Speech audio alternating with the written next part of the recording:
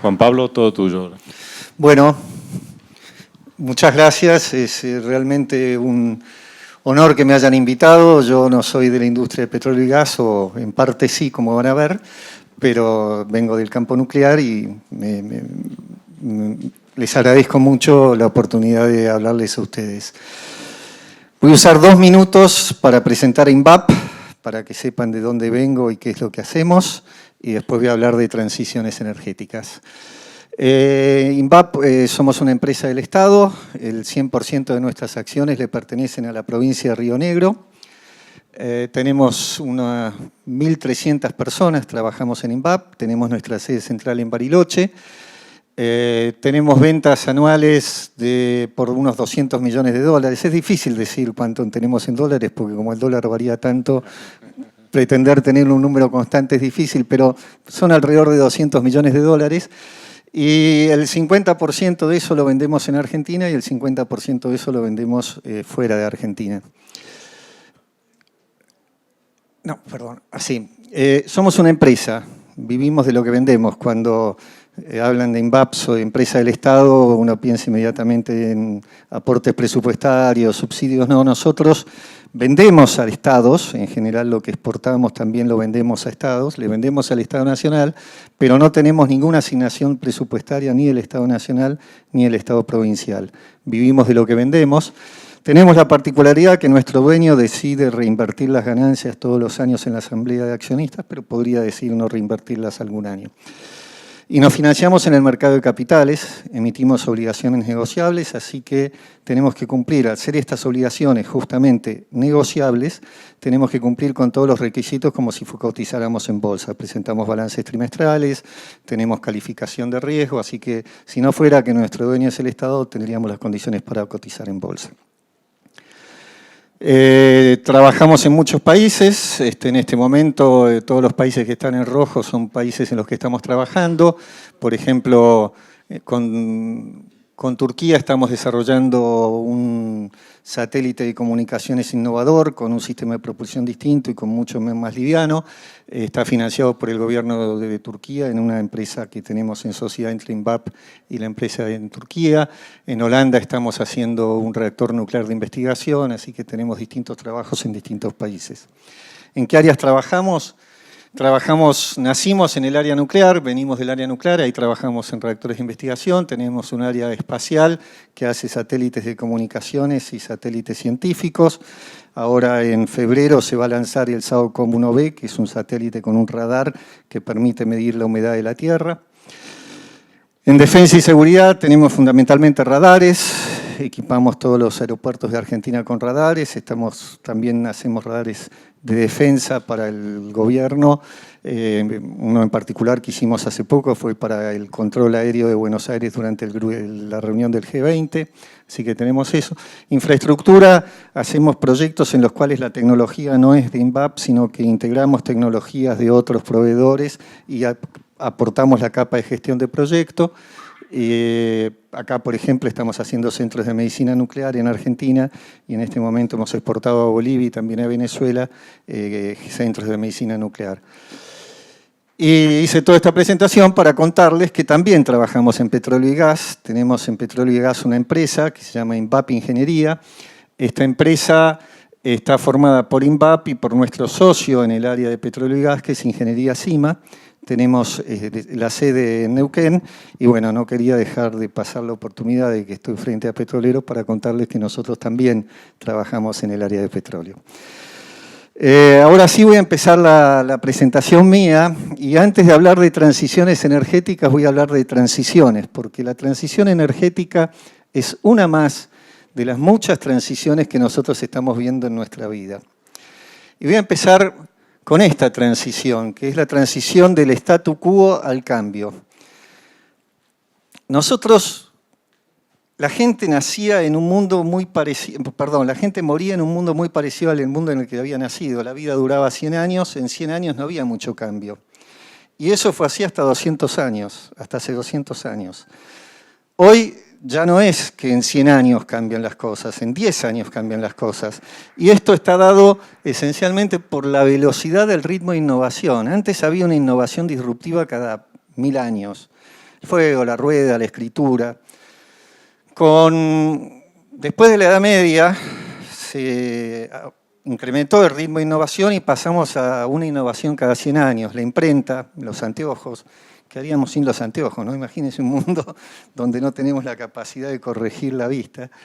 Eso era el mundo hace tan solo 500 años.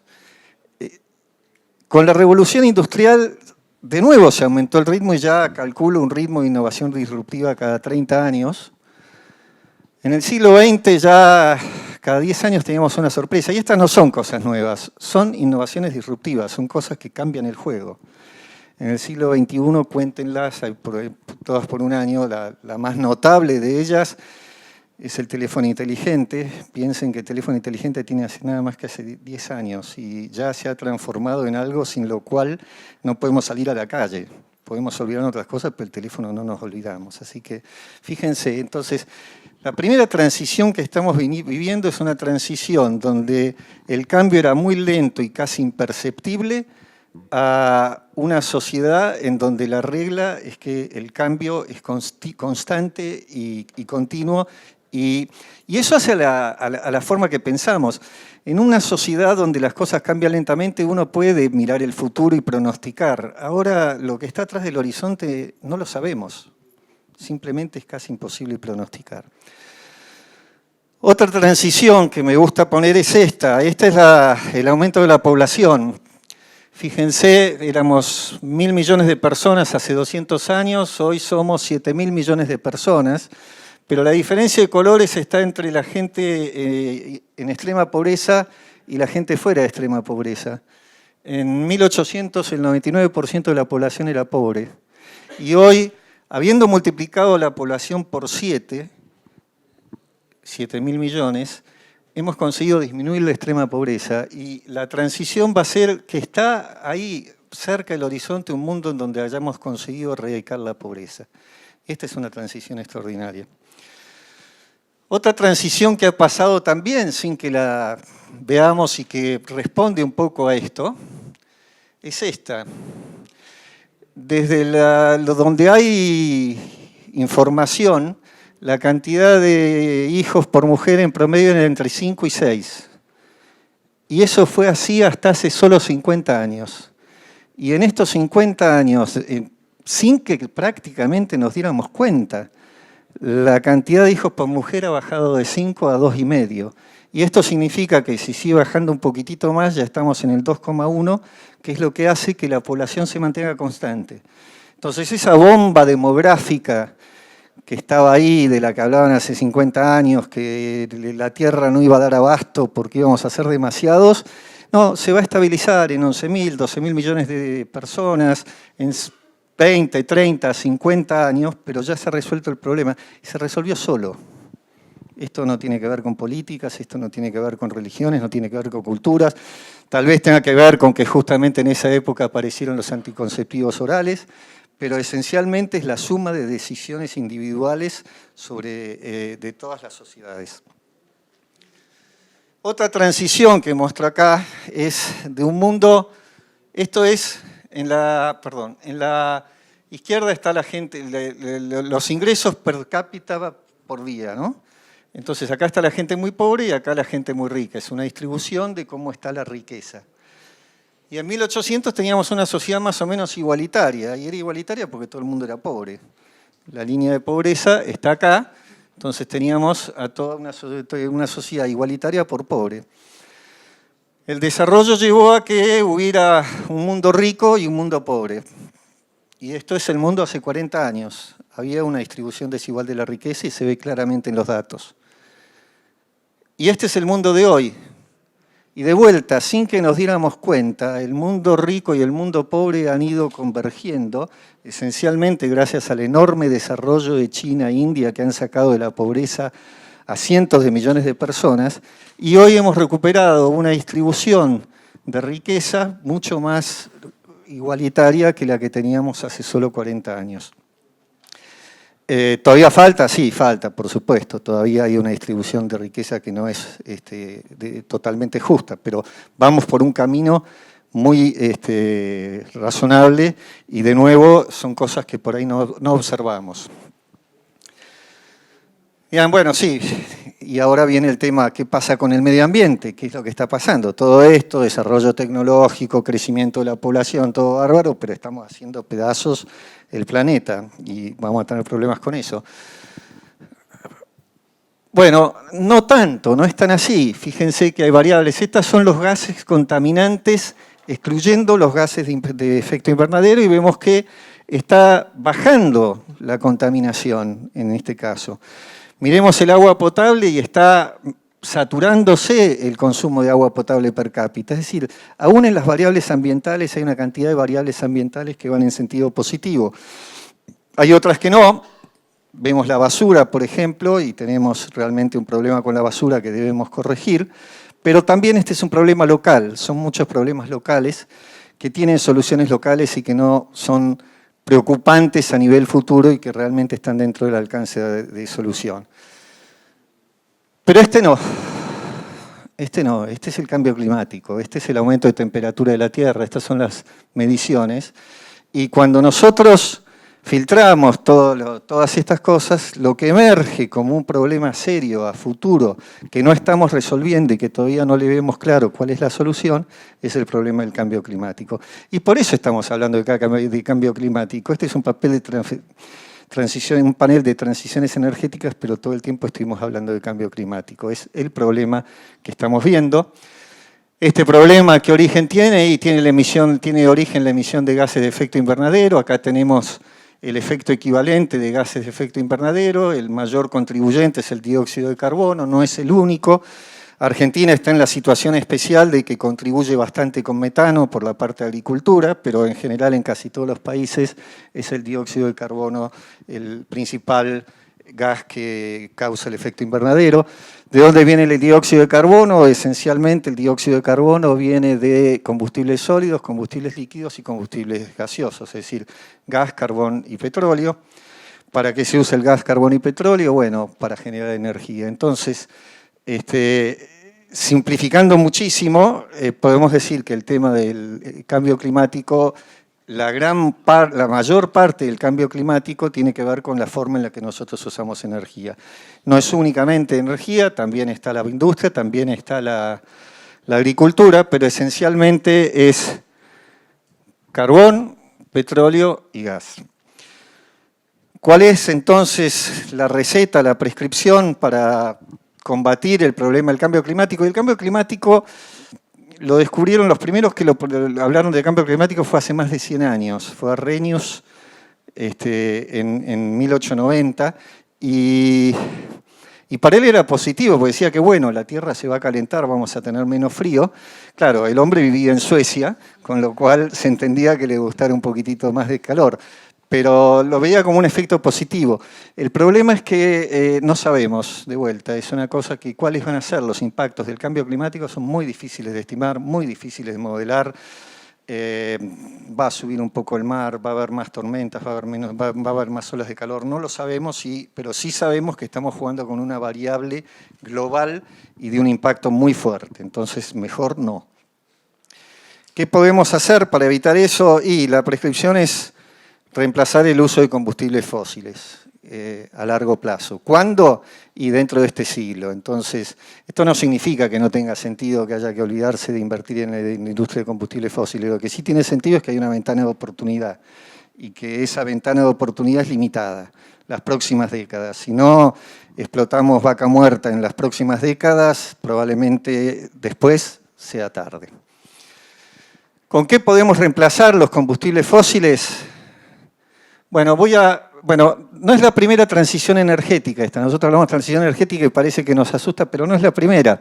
Esto es cómo se ha usado la energía a lo largo de la historia de los últimos 200 años. Y en 1800, más del 90% de la energía era madera. Se quemaba madera y el resto era energía animal de transporte. Por 1880 empezó a aparecer, bueno, en realidad por 1850 empezó a tomar preponderancia el carbón. Y en 1900, hace 100 años, más del 60% de la energía que se usaba provenía del carbón. Eso empezó a decaer y tuvimos la transición energética entre el carbón y el petróleo y gas, y hoy el petróleo y gas son las que proveen la mayor parte de la energía. Quiere decir que esto de transiciones energéticas, la humanidad, la sociedad ya ha pasado por lo menos 2 de ellas y esta sería recién la tercera. ¿Cómo podemos ver cómo vamos a generar o cuáles van a ser las energías del futuro, tratando de predecir? Y la energía tiene varias componentes, y yo voy a tomar 3 de ellas. La densidad energética, la densidad por superficial de la energía y la confiabilidad o variabilidad de la energía. Son 3 características que tienen la calidad de la energía. Estos son los cantidades, veamos cuánto hace falta para generar 2 días de consumo eléctrico en Argentina.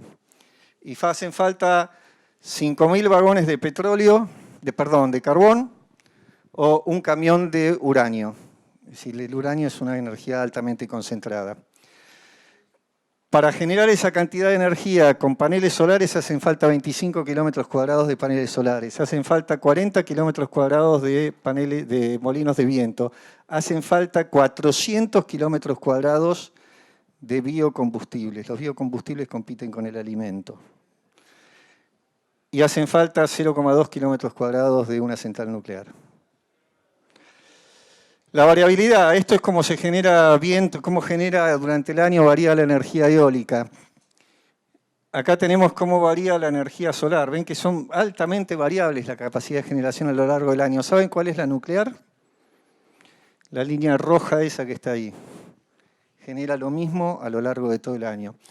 Eso lleva a que en realidad las renovables y las nucleares sean complementarias. No podemos tener un 100% de renovables. Cuando escuchen a alguien que diga 100% de renovables, no está hablando correctamente, por lo menos no al nivel tecnológico de hoy o lo que podemos esperar a nivel tecnológico en el futuro más o menos inmediato. Se necesita energía de base, y la energía de base, la única energía de base disponible que no sea fósil, es la nuclear. Ahora, ¿es limpia la energía nuclear? Les voy a pasar rápido. Estas son las emisiones de dióxido de carbono, prácticamente no emite dióxido de carbono. Esta es la cantidad de materiales que hace falta en cualquiera de las fuentes para generar 1 teravatio hora.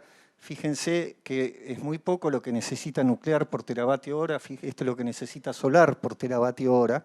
Y esto tiene que ver con los residuos finalmente, porque lo que entra por algún lado tiene que salir. Uno de los temas que no resuelven en energías renovables es qué hacen con los paneles solares una vez que se termina la vida útil. Los residuos nucleares radioactivos, ¿cuántos residuos nucleares radioactivos tenemos? ¿Qué es los residuos nucleares? Fíjense, si toda la energía que voy a consumir yo, que vas a consumir vos, Martín, en tu vida útil, ¿cuánto residuo va a generar? Eso. En esta lata entran todos los residuos radiactivos que va a generar la energía nuclear, la energía que consuma Martín si usamos energía nuclear, residuos radiactivos de alta actividad. Y 7.000 millones de latitas, si venimos toda la humanidad generando todo con energía nuclear, ¿dónde entran esos residuos? En el estadio de Maracaná. No es que proponga que los mandemos ahí, no es nada contra los brasileros, pero para tomar una cuestión de volumen entran ahí. Y por último, es segura la energía nuclear y necesitaría horas para hablar del tema de la seguridad de la energía nuclear, así que voy a tercerizar la defensa de la energía nuclear y voy a hablarle de las opiniones de otras personas. Monbiot, el movimiento antinuclear al que yo pertenecía, ha confundido al mundo sobre el impacto de la radiación en la salud. Geraldine Thomas, médica, trabajó sobre los efectos de Chernobyl, especialista en oncología, la llamaron, no era especialista en temas nucleares, la llamaron a trabajar después del accidente de Chernobyl, trabajó muchos años y dice, yo era antinuclear hasta que trabajé en el estudio de los efectos del accidente de Chernobyl, ahora soy muy pronuclear porque me di cuenta de que tenemos un injustificado temor a la radiación. Jim Hansen es probablemente como individuo la persona que más fuerza haya hecho para realzar el tema del cambio climático, era jefe del laboratorio Goddard de NASA, y hablando de este tema dice, la energía nuclear al reemplazar la quema de combustibles fósiles ha salvado hasta hoy 1,8 millones de vidas, no ha costado vidas, ha salvado vidas. El panel intergubernamental de cambio climático dice que para la transición energética se necesita energía nuclear, lo conocen, Sting. Si queremos resolver el problema del calentamiento global, nuclear es el único camino para proveer cantidades masivas de energía. Así que termino diciendo, si tenemos un problema ambiental, la energía nuclear no es parte del problema, sino parte de la solución. Muchas gracias. Bueno, muchas gracias.